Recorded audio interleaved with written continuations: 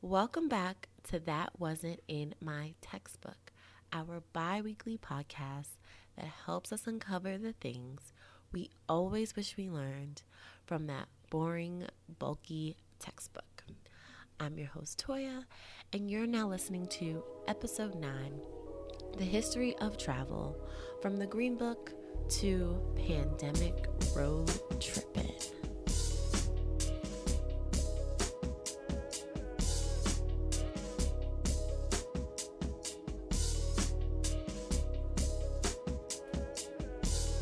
Happy Friday, everyone. Today, we're talking about traveling, looking at traveling while Black, and particularly with looking at the Green Book, which was a Black travel guide. And then we are also joined today by special guest Kristin, who is the founder of Crush Global, a travel company that has now started creating dope road trip travel guides. Now, I know you might be listening and are like, Toya, did you say we were talking about travel today? And the answer is yes, because there's some people who are listening right now and they're like, Toya, you are tripping. I'm not traveling anywhere. We are in the middle of a pandemic. And I feel you on that. But then there are those listening who are like, I am tired of being in the house. I'm suffering from pandemic fatigue and I'm ready to get out. Maybe I won't get on a plane, but maybe I'll take a nice little road trip and stay in an Airbnb. So whether or not you're on either end of the spectrum or you have either or of these feelings, this episode is for you. We're going to talk about all those things. We're going to talk about this debate that I feel like is brewing right now, at least here in America. Should you be traveling? Is traveling safe? Those are the two questions that many people have been kind of struggling with. I felt like we should kick off this episode talking about a Black travel guide in history that was developed during the Jim Crow era, which was basically when segregation was legal, and then jump into the future and talk about pandemic travel. So before we jump into that, I have two announcements, like those Black church announcements before the sermon starts. My first announcement is, if you are a new listener here, welcome. You are now listening to one of the funnest, rawest a word, podcast on history out there. And then my second announcement is for everyone who's listening, we need to just stop for a moment. I mean, if you're listening and you're driving, please don't stop if you have the green light. But just let's pause for a moment. Stop what you're doing right there. I'm talking about you. Put down that sponge and give yourself a pat on the back, a round of a motherfucking applause, because we have officially entered the last quarter of the year. And I think, this was probably one of the toughest years for all of us worldwide. And I just think we just deserve, some acknowledgement. We're going into the end of the year pretty strong. Hopefully, we've learned a lot. We've survived a lot, I'm telling you. And there's still more to come because we have elections. But we'll save that for a different time. Okay, now back to our topic at hand, traveling. Today's episode is really, really good. We're going to kick it off with the Green Book, talking about this historical Black guide that helped Black folks figure out where it was lit, where it was not so lit, where it was racist, where it was not racist to go when they were road tripping in America back in the day. And then we're going to sit down with my friend Kristin, who is a travel journalist, who's going to talk to us about how she changed her travel company to survive the pandemic by creating really, really, really, really, really dope guides. Then we're also going to discuss travel shaming that's happening during the pandemic. I know some of y'all either have experienced it or done it, including myself. And then Kristin and I talk about, the future of travel. What is it going to look like from this point on? And she also gives us a list of dope Black travel icons that definitely wasn't in our text. So there's a couple of things that inspired this episode. One, just being what I mentioned a little bit earlier, that a lot of people have been wrestling with traveling. Should people be traveling during the pandemic? I actually read an article that said that a lot of people, in particular millennials, are finding themselves doing a lot of road trips during this time period, especially if you're working remotely. During this time period, you can get away with, taking a trip or two, as long as you have access to like internet and computer. So that article was one of the things that sparked today's episode. Another thing that sparked today's episode is HBO's Lovecraft show. I don't know if y'all watching it. It comes on Sunday nights. You should be watching it. It's really good. It's based on like a comic sci-fi book, which I need to read, but it's a really good show. And one of the characters, Uncle George, he makes guides. I think he's similar to the man that we're going to talk about today, Victor Hugo Green, who created guides. So he would take road trips and find out different information about different cities and different towns for Black people. And in one of the first episodes, the characters end up going to a sundown town, which apparently was a real thing. And so that inspired me to kind of talk about the Green Book. And then, of course, I talked to Kristin, who is a friend of mine, and she started doing road trips. And I was like, oh, okay, this is a time for us to talk about this episode. And so quickly, if you don't know what sundown towns are, I learned about it from this show. I actually looked it up. But sundown towns were towns that really existed, in particularly in the South, but you could find them anywhere, that basically said that if you were Black, you could not be out after sundown. And if you were, you would be subjected to violence by law or citizens. So you couldn't be out and about. You couldn't be on the road once the sun was down. You could get arrested. You could get murdered. You could get lynched.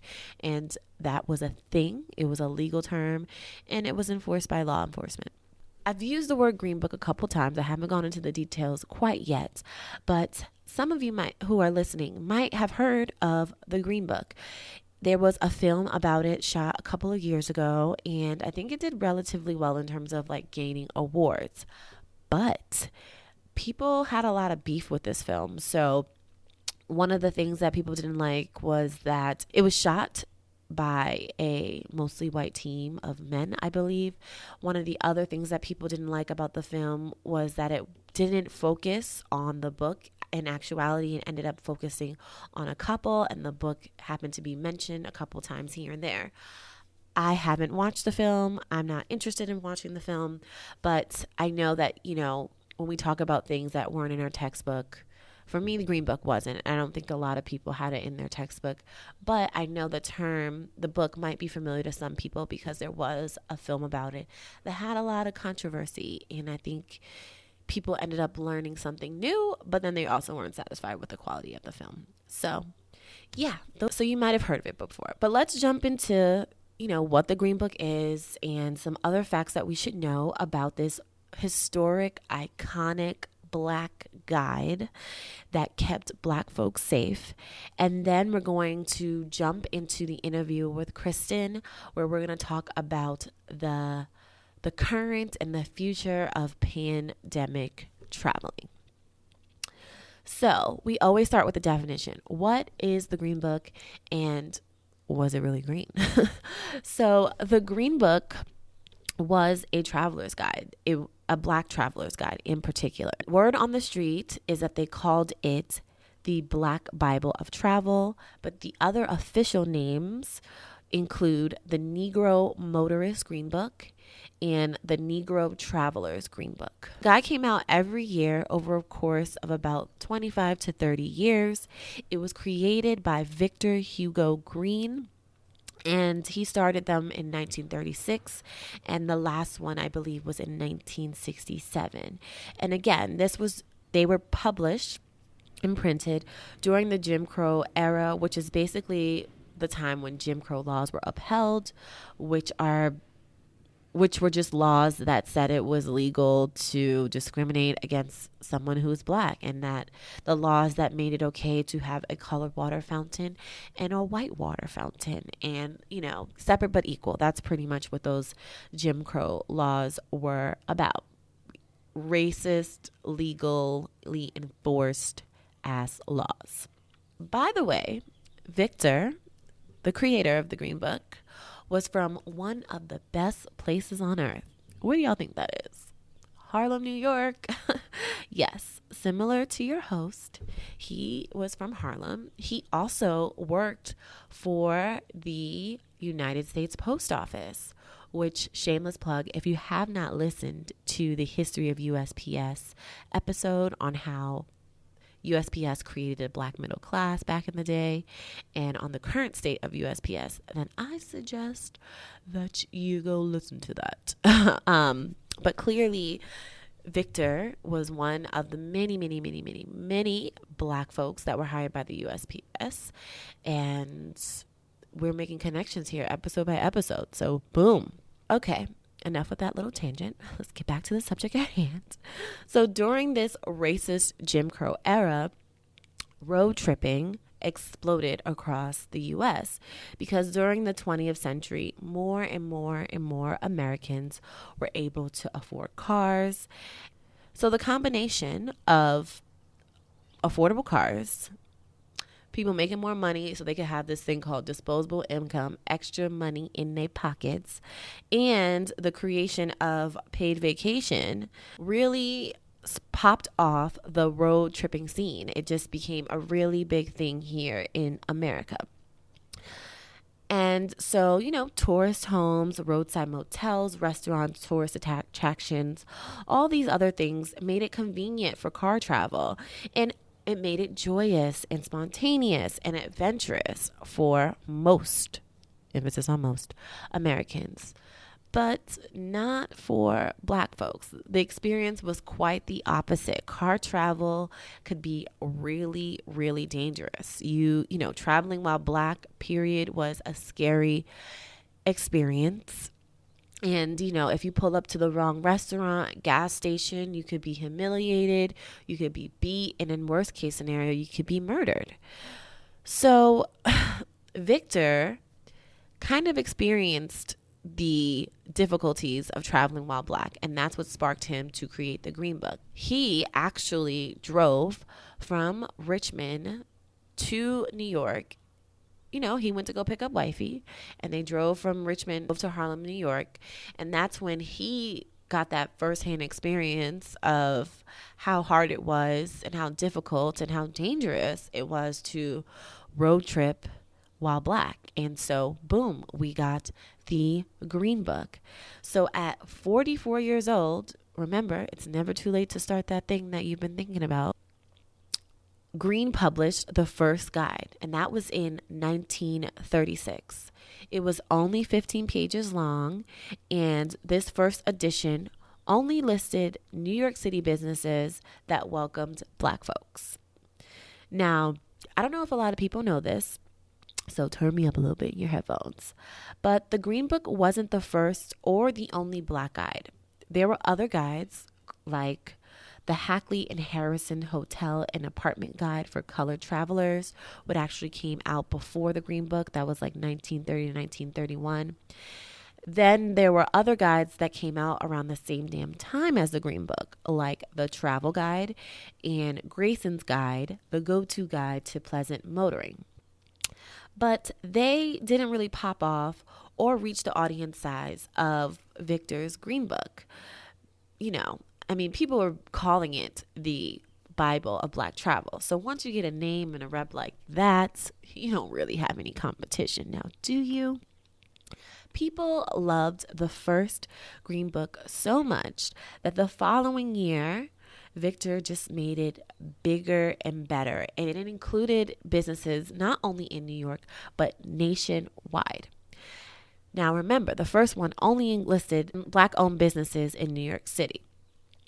Victor was able to make this second edition bigger and better because, one, he hired his homie, Charles McDowell, who was a part of the Negro Affairs for the United States Travel Bureau. So he helped Victor make the second edition bigger and better. Victor also tapped into his network, the United States Post Office. His homies there, who were stationed all over the nation, right, helped him make the book better. They would call him up and they would say, hey, I'm in Richmond. This is the places that are Black owned. These are the places that are Black friendly. This is the place that's lit.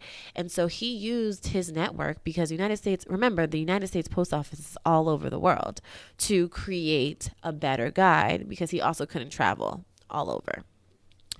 And then the last thing that helped him make the second edition so much better, he included user reviews. So people would submit suggestions to him and also submit reviews. So the Green Book sounds like it was like a handbook Yelp, like you could look up businesses, they tell you what it is, you leave a review, but it was like a Black handbook Yelp. You know what I'm saying? Before Yelp was Yelping.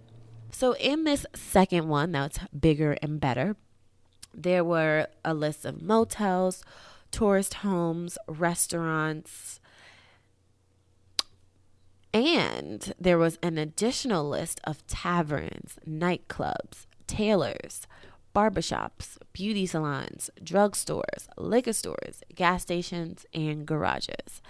The guide was just so much better. It included articles like what to see in Chicago. They also had travel essays. One of them was called A Canadian Trip. So they were even talking about Canada, folks. And then the guide also had some like special topics and travel tip articles, like how to guard your home during vacation season, and then what to wear in Bermuda, which is pretty dope if you think about the time period, right? 1930s. And then on top of it, right, because we're talking about a road trip guide, the guide also had reviews for cars. So you know which cars are popping, which cars are shitty, and you can have a safe, reliable road trip. During this segregation era, racist discriminatory laws and practices made traveling by car super problematic and dangerous for Black people. Along, the highways, the freeways, Black travelers were, traditionally denied access. Like that was okay. You got to wrap your mind around it. Like it was okay for someone to tell you that you can't use their gas station because you're Black. You can't go to get food. You can't use the restroom. You can't get lodging. So stopping at an unfamiliar place carried a lot of risk. And to find safe and friendly recommendations, travelers relied on, word of mouth. That's always reliable. Your friends tell you what's up. And then they also relied on, published travel guides like the Green Book. Over time, as more and more editions came out, Victor really got into his making Black guides bag, In a span of 10 years, the length of the guide had more than tripled. It went from 15 pages in the first edition to 80 pages. And he was doing this all the while he was still working for the post office. And he was probably about 55 around that time. As pages of the guides expanded, so did the places they covered. They kind of went even outside of America. So they had America down. It was about 50 states that they covered. And then they had travel tips and tricks and places to go and things to do for Canada, the Caribbean, Latin America, Europe, and even Africa. Okay? With time, Victor did start to narrow down his topics. He got into his niche, as we like to say. He rebranded and he took out the food, gas stations, nightclubs, travel tips, and just listed hotels, motels, and tourist homes. The Green Book paused during World War II, but resumed in 1947. by that time, Victor had opened his own travel company, and it was stationed in Harlem on 135th Street. Okay, above a black music hotspot called Small Paradise. And it was after opening his travel company that he finally retired from the post office in 1952. Oh, and here's another little tidbit that's, I don't know, people know about the Green Book, but some of the newer versions of the guide started to list white-friendly businesses that welcomed Black people.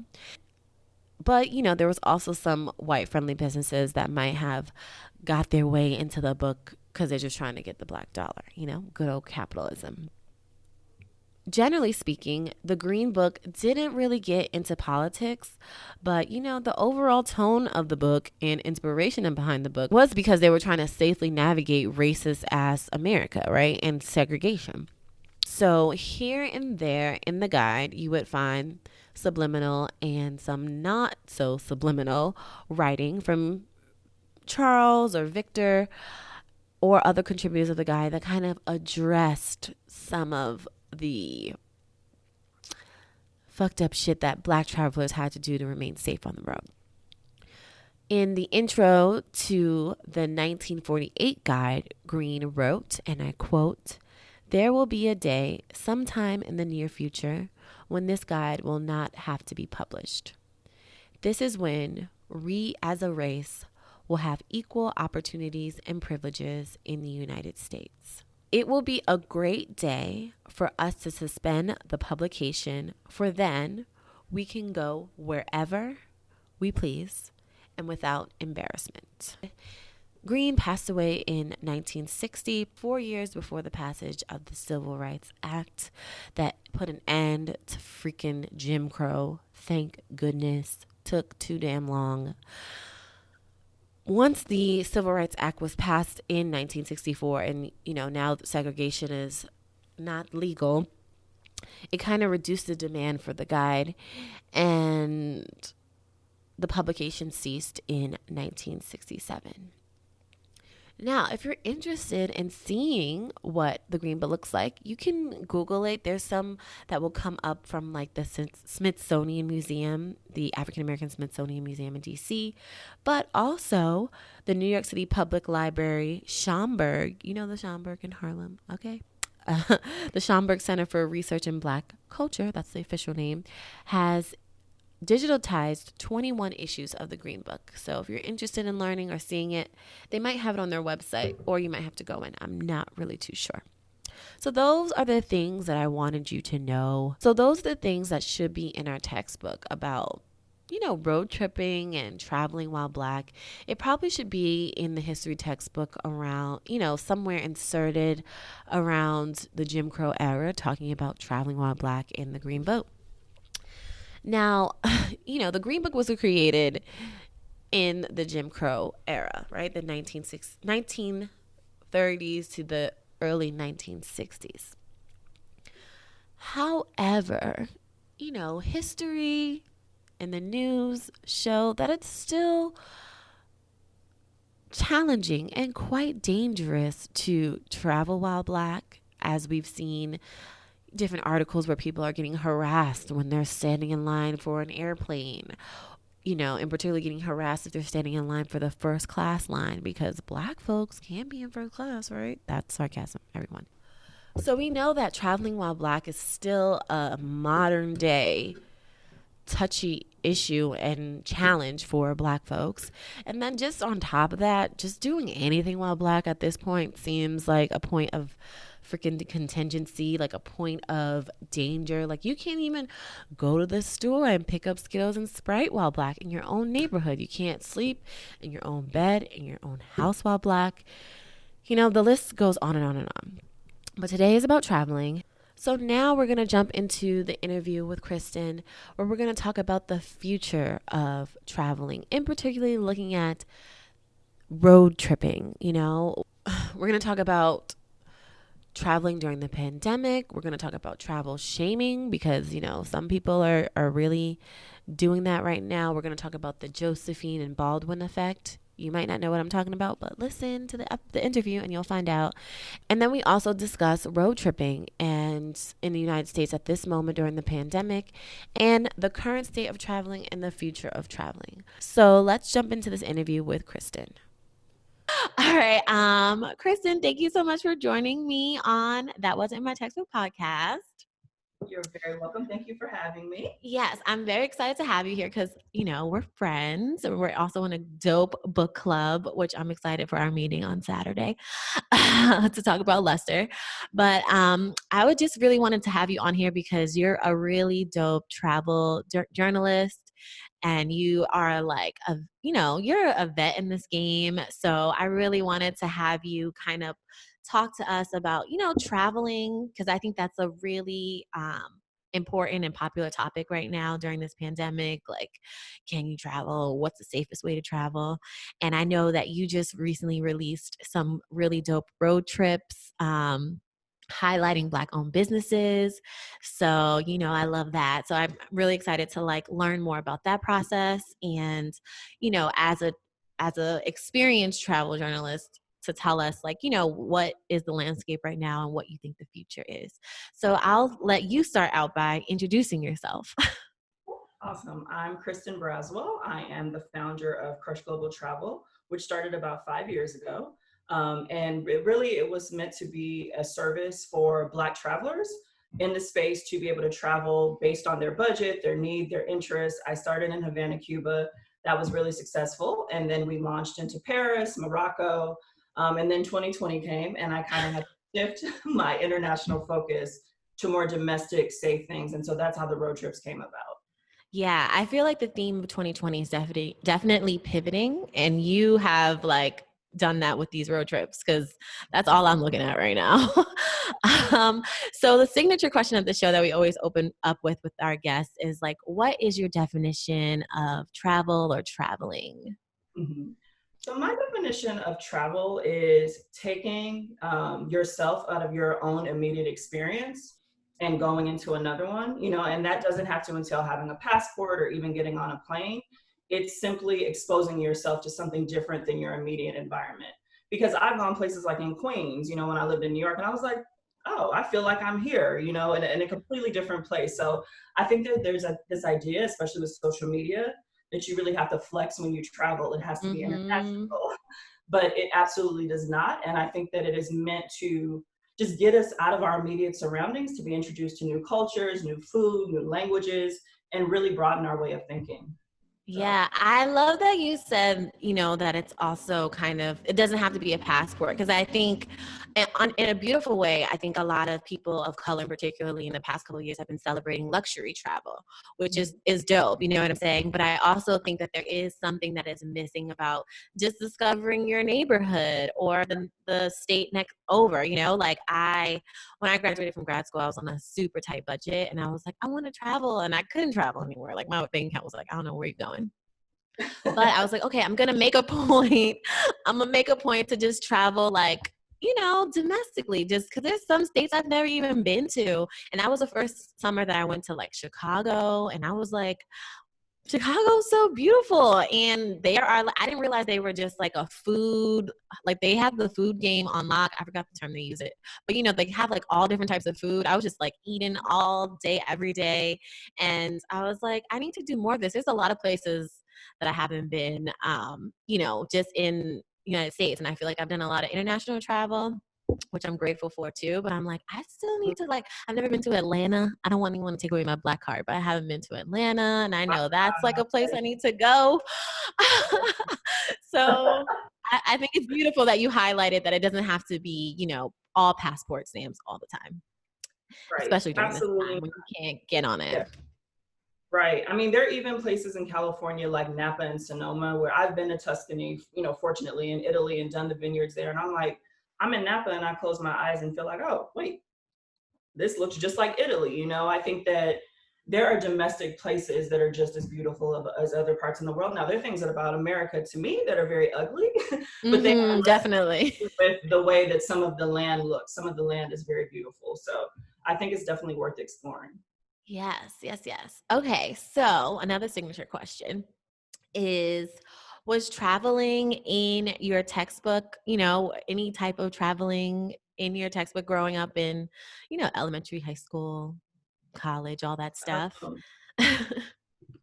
no, not really, particularly if we're talking about Black travel. And Mhm, that's something that I really, really would love to see. I think that most of the exposure or the memories that I have of travel growing up and in school really has to do with reading, which is part of the reason why I love books so much. But mhm, that's fictional, right? Like, I want the real history, the real traveling stories and experiences of Black people. And that was very much omitted from history books. When I think of travel, I think of like Janie and Their Eyes Were Watching God and her coming back to Eatonville and mhm. thing. You know how much I love homegoing. Yes, yes. I think that does such an incredible job of it. Again, it's fictional based on real experiences, but Mhm. that diasporic experience that she presents from Ghana all the way to Oakland just Yes. completely just enraptured me the entire time. I love that book so much. But again, fiction. So I think that there needs to be a huge push for really recognizing more Black travel stories outside of the context even of sundown towns, of Mhm. Green Book, and really flourishing Black enclaves and communities of Black people who owned hotels. Even Yeah. in LA, like Manhattan Beach with the Bruce Beach story, things like that. I think Elizabeth Wilkerson's book, The Warmth of Other Suns, should be Mm. required reading about the migration, the Black migration in America. So yeah, to answer your question, no. Okay, I okay.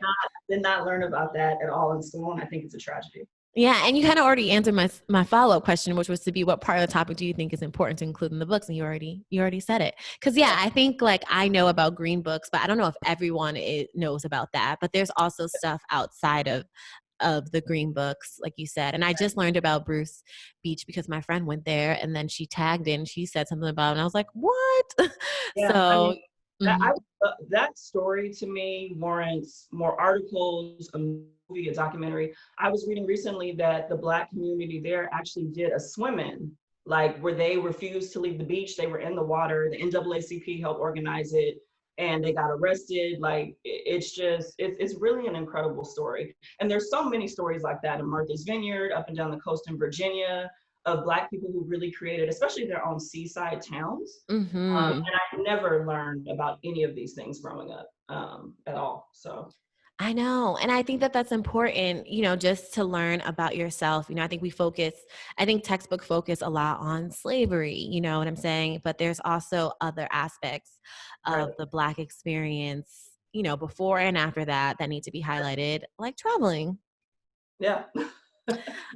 So, speaking of highlighting that type of stuff, I know that your road trips do that. So, and we talked about like the theme of 2020 is pivoting. So could you talk more about how you came about making these road trips, what they are, because I don't want to assume everyone knows what they are. So you need to introduce them, and then talk about like how you pivoted into doing road trips and how the pandemic has kind of affected traveling and travel journalism. Yeah, absolutely. So 2020, I think, was very much a year that flipped us all upside down and we didn't see coming. I Facts. worked very hard last year. That's one way to put it, right? Are we allowed to curse at all? Yes, of Or because course. I've almost said an expletive a few times, and I'm like, No, let me you can think now. curse. We were talking about the ancestors and Black history, but Yes, yeah, no, so this year has been a shit show for everyone. absolutely. I feel like, particularly for the travel industry, when you own a travel business and you wake up one day and no one can travel, it's like, Yeah. okay. So I had all these international trips planned, right, that have been postponed. My clients have been very gracious. They're ready to go whenever it's time, but I'm also not going to put them at risk in any capacity. And Oh, I'm that's not going to put beautiful. people in other countries at risk because a Mm-hmm. lot of times travelers aren't thinking about that, what we could potentially be, making Bringing. them vulnerable for, especially Americans, because we're a hot mess right now. So I'm like, all right, I have a travel business. This is my passion. What can I do? Mhm. Road trips, right? I already sort of started to see the undercurrent of it building, things on Instagram, people hitting the road, RVs, whatever else, weekend trips. And because my clientele is primarily Black travelers, I thought, how can I also generate revenue and put it back into the hands of all these local business people, Black business people, right? Tour guides, sommeliers, chefs, Mhm. whatever, historians, and how can we work together and partner to create domestic travel experiences for my clients. And that's kind of where it took off. So right now I have pre-made guides, and they're for California, the South, and the Northeast.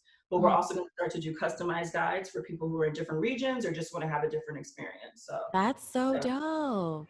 you. That's really nice. I'm excited to get my hands on them. I know I got the email and I'm like, Yeah. okay, I need to go. Because I recently just booked a trip to Joshua Tree for October.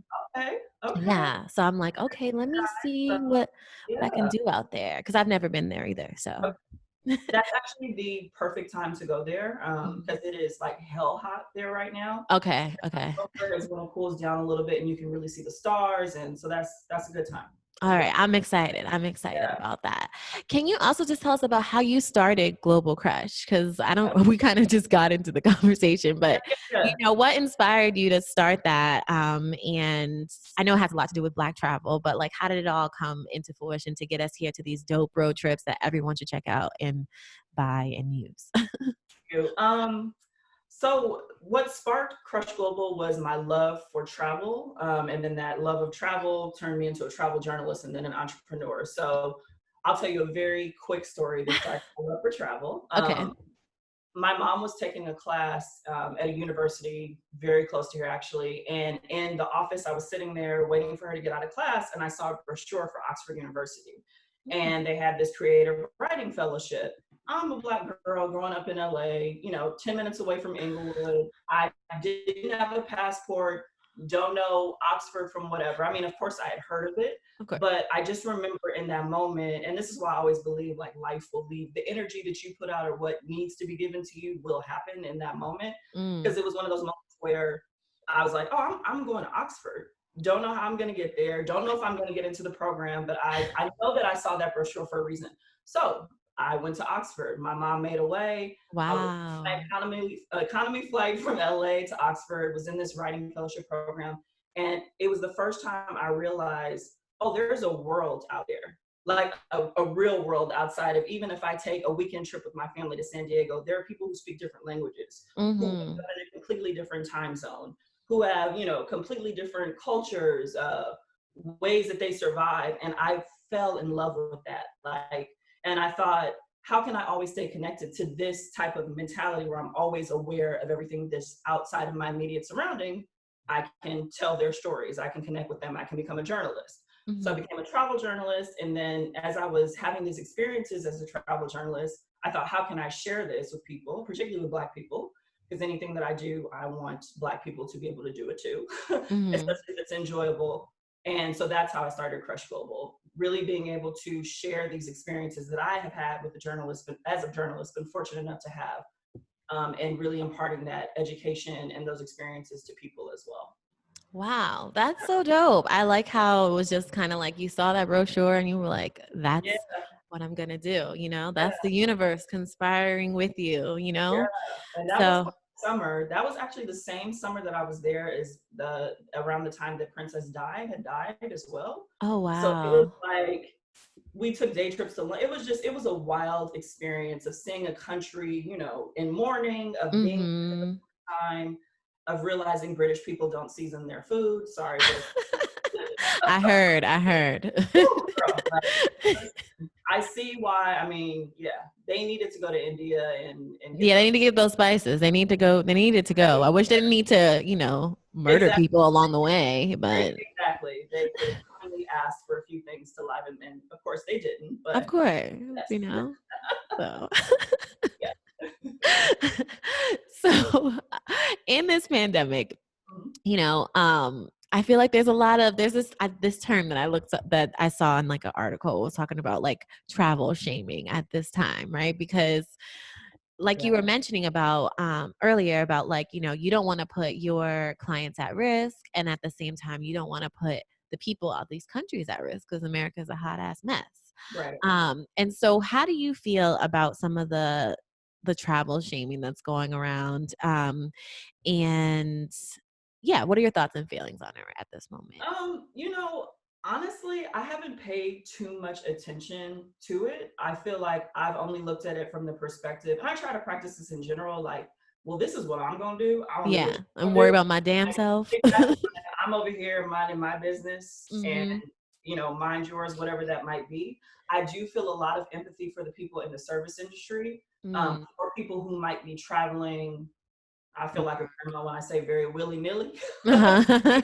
Not taking the proper precautions, or countries where you don't have to get tested before and you're just going. You might Yeah. end up at a pool party in Miami the weekend before. Like, those things I do care about. I'm not going to speak out on it because, again, Yeah. you're grown, do what you want.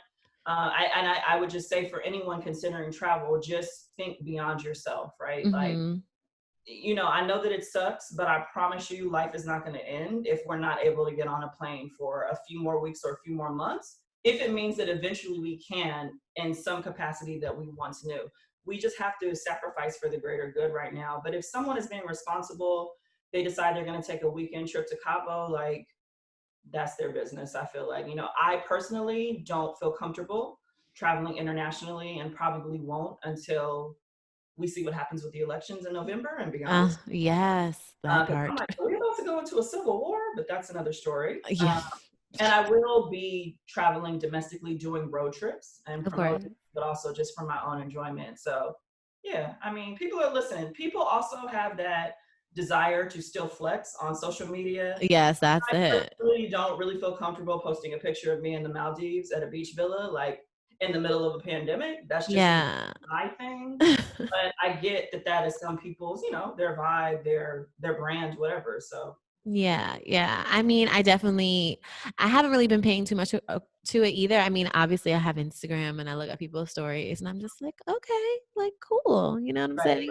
right. I try to just worry about myself and know my own boundaries. I did see someone who, I don't remember her Instagram name, but she's like a traveler. I think she was traveling for work, but she talked about how in some places in Europe in particular, they make you get tested before, and like she had to quarantine in her hotel and they like came in and checked on her. So it also just seems like some countries are really really enforcing the quarantine and like making people get retested, and Yeah. that's cool too, for the places that are doing that. But at the same time, I don't know how I feel about publicly sharing it. I'm like, maybe I would go on a trip, but it might be on the low, you know what I'm saying? Yeah, exactly. Like, okay, maybe I will be in Paris for New Year's like I planned. No, I'm not. I'm probably not. The world doesn't want America right now. That's another thing. Like, That's we're, another thing. but yeah, it's interesting. It really, really is. And another thing I will say, for me personally, this is a personal thing. Of course. Part of the reason why I love to travel is I love to completely immerse myself in an experience. Right? I Mm-hmm. love to post up at the hotel bar and talk to the bartender for a few hours.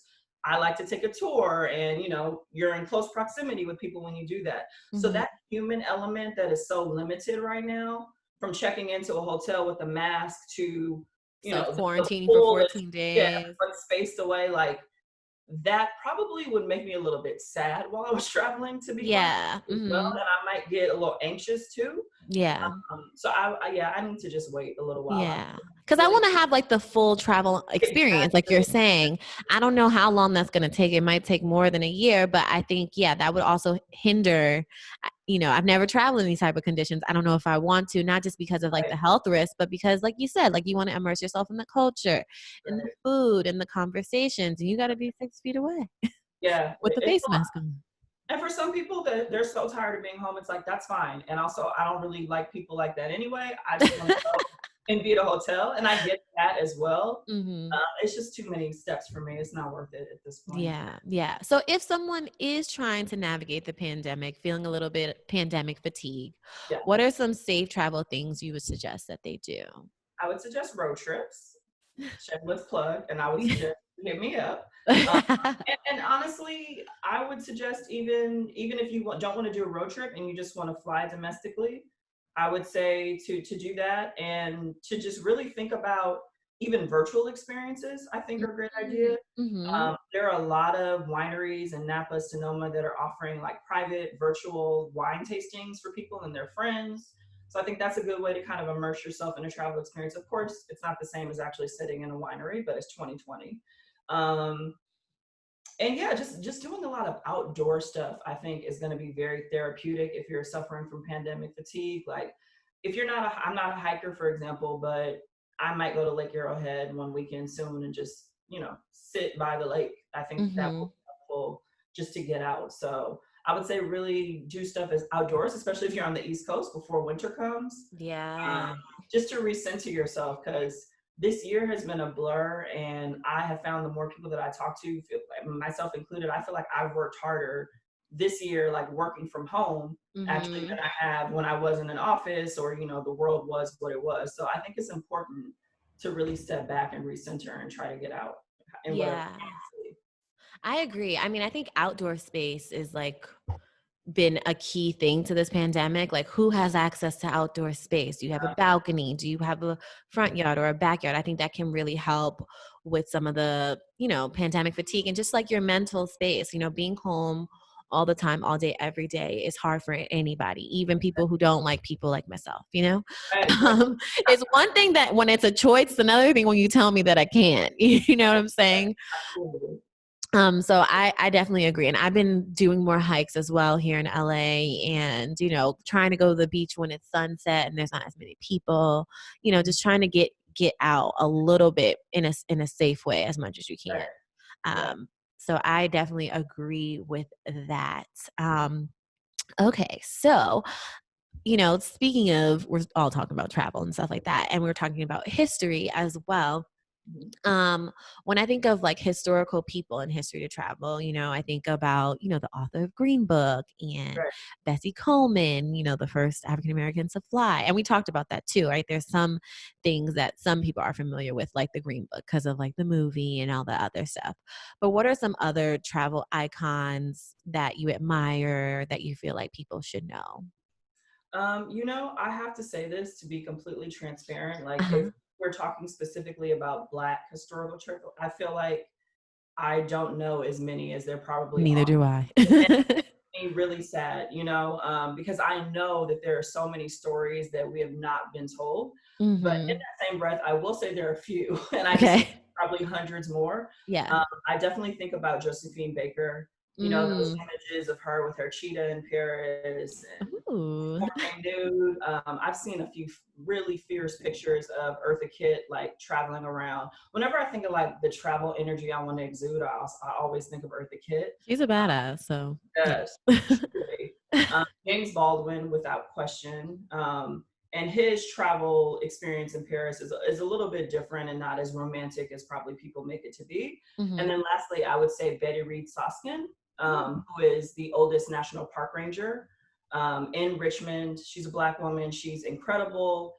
She used to bag lunches for the Black Panthers. Oh, She's a wow. composer, musician, and she works at the Rosie the Riveter Museum there in tourism, and tells the oral history of women, during World War II, them working at the shipyards.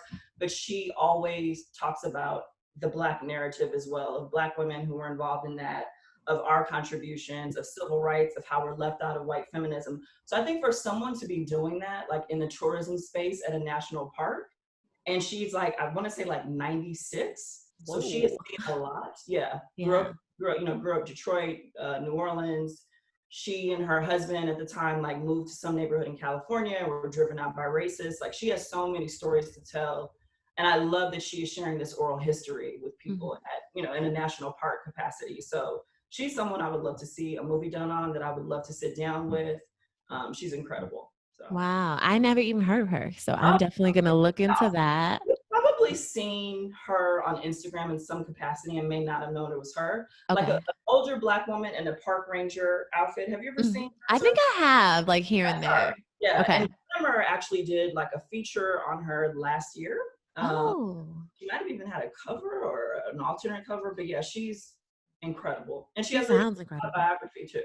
Oh, okay. Yeah. Okay, Imma check that out, and I'll definitely put all this in the show notes for the listeners so they can look up and know where to start with all these people that you mentioned.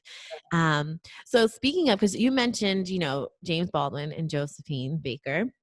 And I don't know if you've heard this term, but it's called the James and Josephine effect, which I read about in like a Fortune article about how there are some Black professionals who are choosing to work abroad because they feel like, they feel free. They feel like they don't have to deal with kind of like the racial history of America. They feel like people view them first as Americans Mhm. before seeing them as a Black person. Right. And so, I mean, I don't know if you've heard of this term, but why do you think that, people like Josephine and James Baldwin had those type of experiences, and especially during that time period, in places like Paris? And then, as someone who has traveled to Europe, have you had that experience, or have you had an opposite experience? Because I had a different experience in Paris. Yeah. I feel like I could go on and on about this, and You I'll keep. can't. This is the No, no, no, space. Don't go ahead. Go because ahead.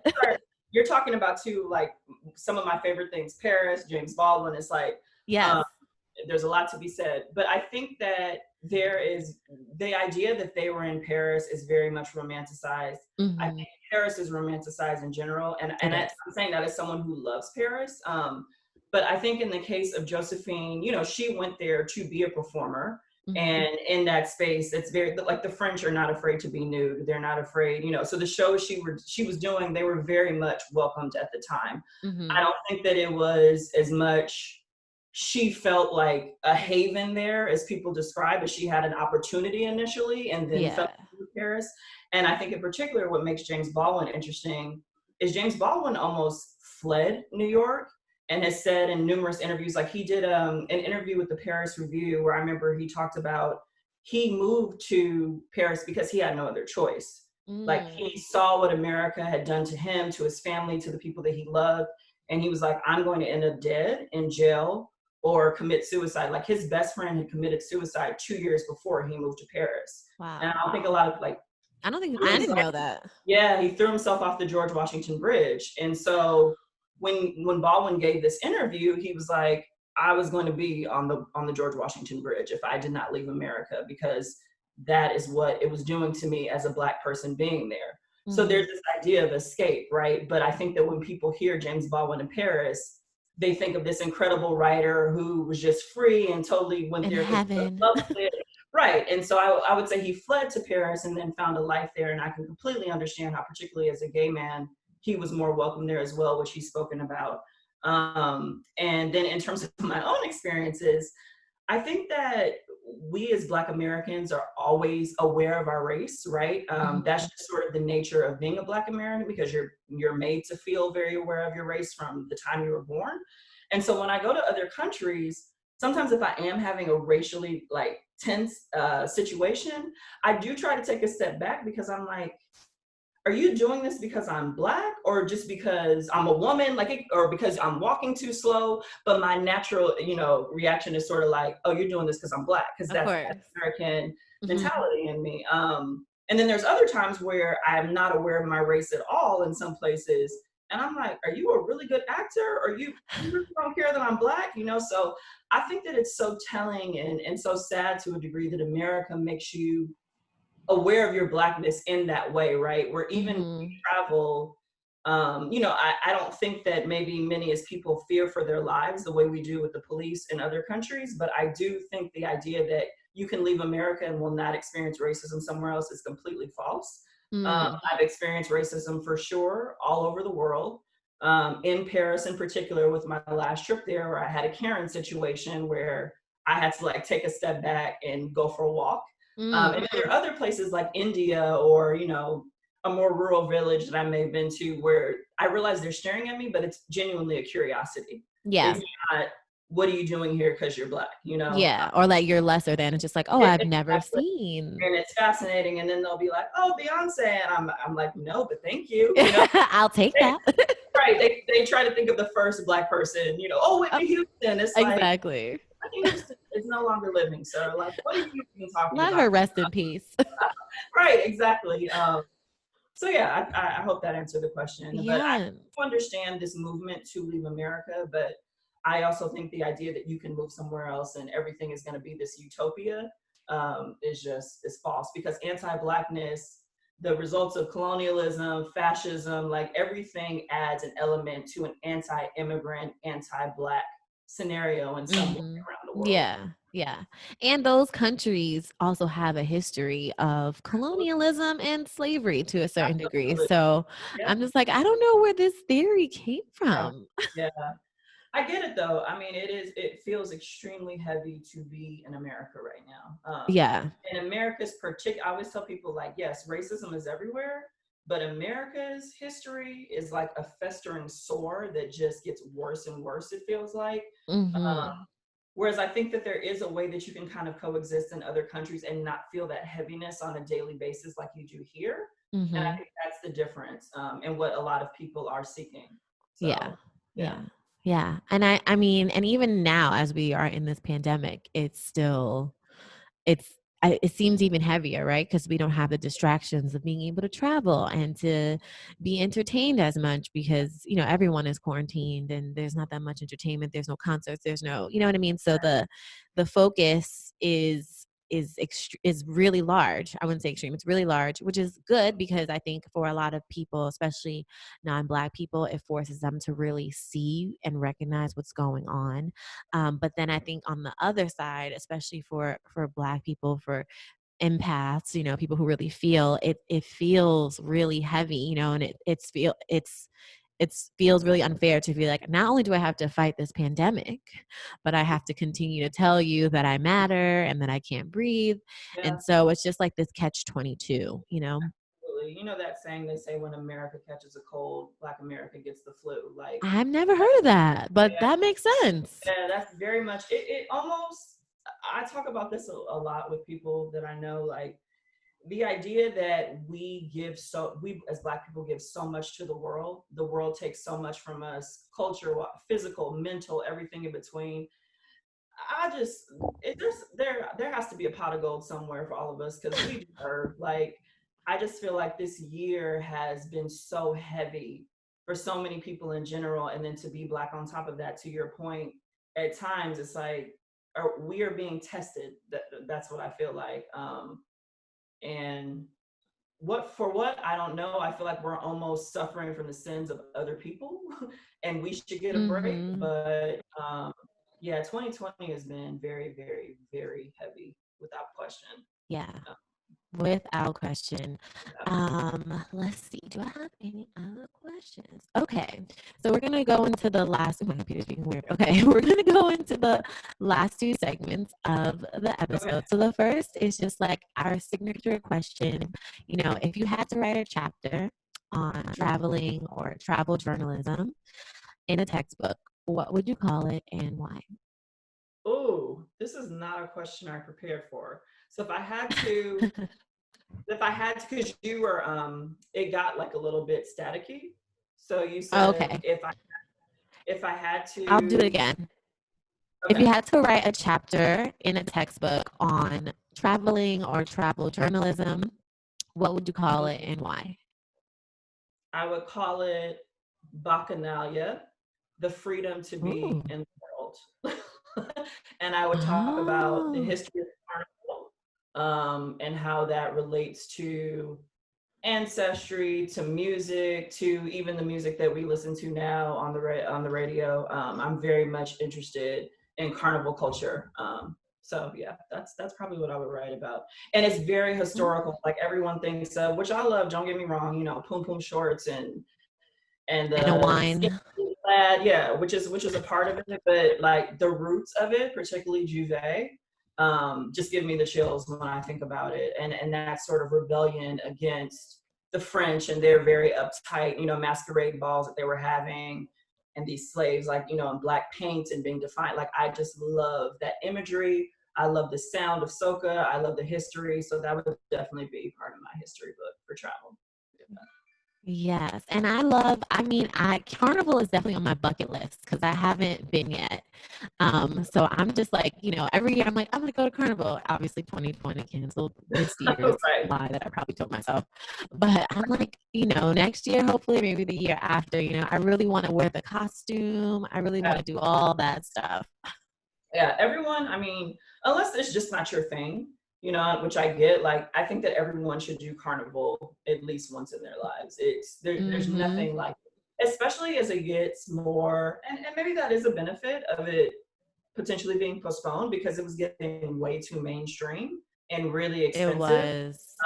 So maybe Mm-hmm. people, organizers will take a step back and reevaluate what the root of it is and how it shouldn't be about, flying influencers out to post on Instagram, and it's about the culture. But yeah, Mm-hmm. it's a beautiful, cathartic, wild experience that I highly recommend. Yes, yes, yes, yes. Okay, so before we wrap, tell everyone where they can find you, what you're doing and how they can get these really dope road trips in their lives because you need them. You need them if you're listening. Yes, yes. So you can follow me on Instagram, on the gram at Crush Global. It's the same for Twitter. And then my website is crushglobaltravel.com. My email is contact@crushglobal.com, crushglobaltravel.com. And yeah, I'm just going to be promoting these road trips. I am definitely happy to help, people if they have like a quick question and it's not about an actual guide, like, hey, I'm going to Arizona. Can you recommend a hotel? Like, I definitely want to be a resource for people for domestic travel right now as things are a little more limited. And then in 2021, if the effery does not continue, then I will be Open up relaunching some of outside. right, when we go outside, I will be relaunching some of my international trips if people are interested, including some opportunities for Carnival. So stay tuned for that. And I will also be announcing in the next coming weeks some virtual experiences that I'm really excited about as well, working with Black businesses, tourism boards, and it's going to be a lot of fun. And rum will be involved, wine will be involved. So yeah, make sure to grab a ticket and join me virtually. Yes. Thank you so much. I mean, I think virtual, I didn't even think about virtual, but virtual makes sense because I also see a lot of like chefs and stuff sending boxes to people and they cook all Yeah, together online, or like you said, they have like wine tasting. So I love that you mentioned virtually because I totally didn't even think of that. yeah. I mean, look And at us I will be right tuning in. Exactly, exactly. And now. I'll be tuning in for all this stuff that you said that you have. I'm probably going to hit you up about Joshua Tree. Okay. And I definitely will be on the lookout for Carnival because that is like, I don't want to age out. Every year I get a little older and I'm worried that I'm No, going no, to no, eat no. at a carnival. That's the beauty about Carnival though. Like it truly is, to be honest, is for the grown and sexy. Like I would say most people that I party with in Carnival have been over 35. Like Okay.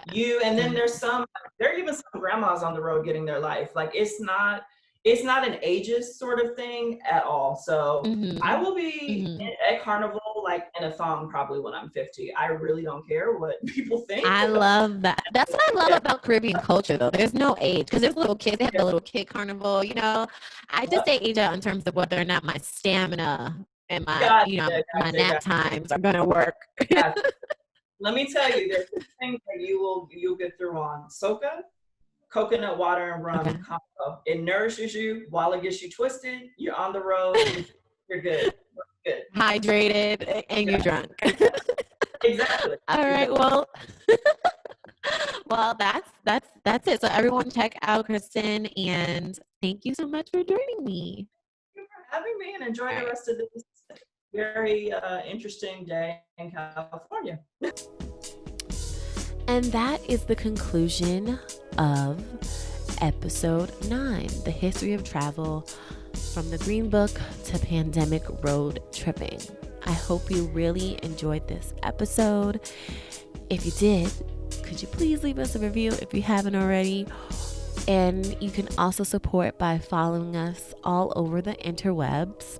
We are on Instagram, Twitter, Facebook, wherever you are, we're there. We are going to have a bonus episode on Monday because it is Indigenous People Day, formerly known as the C Word Day, because I ain't saying his name. So come back on Monday. We're going to talk about that. And we have some really fun episodes coming up. We're going to be collaborating with some really dope groups of people. So this season is not over yet. I will let you know if and when we take a break. I haven't quite decided. But thank you for watching or listening wherever you are. And remember, knowledge is power.